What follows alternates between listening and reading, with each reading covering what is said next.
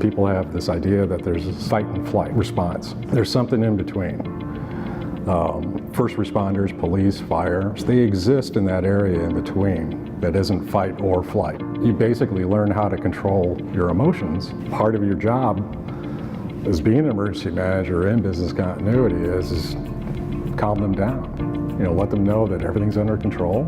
In a disaster, whether it's public sector or private sector, most of the time it's that first 24 hours that's just kind of like a haze. You try to assess what's really going on, and then you build your priorities after that. It's all about flexibility. It's about being very creative in your problem solving and being very flexible in how you respond to things.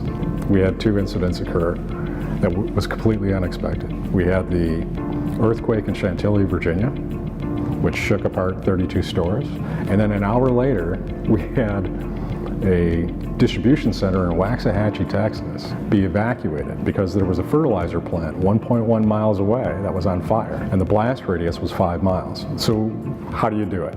You divide and conquer. We've been through these drills before, we practiced, we had the plans, but separating the team, getting them to address 2 different ones, and then we were still faced with Hurricane Irene coming ashore, which when she did, as she came up the coast, was the largest event that had ever occurred to the company. So as I'm reaching out to senior executives, I would ask them, what are you hearing locally?